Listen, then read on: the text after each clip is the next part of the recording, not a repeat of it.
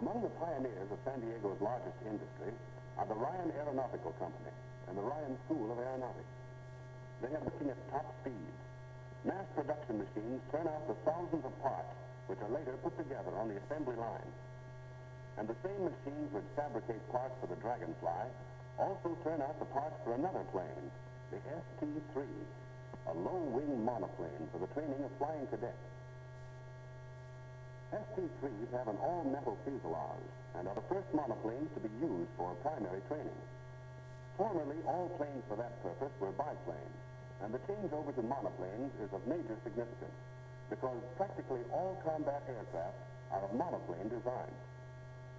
And when the wings are mated with the fuselage on the final assembly line, the plane is practically complete. The propeller is attached to the streamlined nose.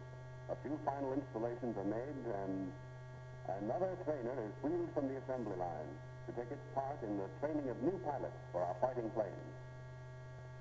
And Ryan not only builds the planes, but also trains the men to fly them. For the Army, under its expansion program, has selected the School of Aeronautics as one of the foremost commercial schools to give primary training to the flying cadets.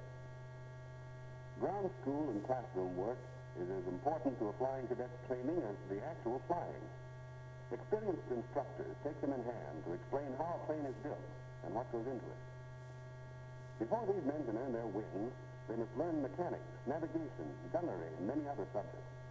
This classroom and ground school work is to give American pilots the finest training in the world. The cadet's working day is divided between the classroom and flying instruction. It doesn't take a genius to guess which they like better. For flight training, the cadets are assigned to small groups, with each group in charge of an individual pilot. And in this way, every student receives what amounts to private instruction.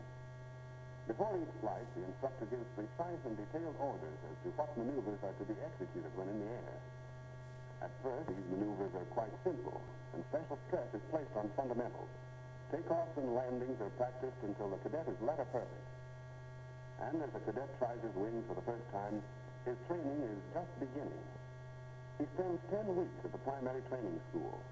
But then there follow weeks of basic training, advanced training, and a thorough break-in period of active service.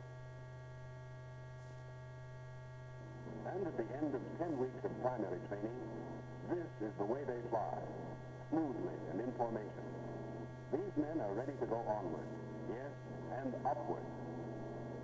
The graduation from primary school is carried out with military formality. Overhead, an instructor salutes the class in his own way.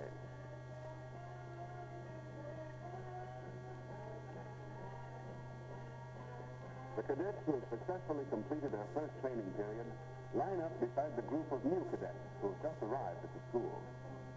This scene is being duplicated by thousands of cadets at flying schools all over the country, because this year, under the Army expansion program, more than 30,000 new pilots will be trained to take their places beside the veterans of the United States Army Air Force. And now, in a symbolic gesture, the captain of the graduating class hands over his sword to the captains of the newcomers. Fathers and mothers proudly watch their sons line up for the last time at this field. These boys are on their way. They're going places, and the skies are lit.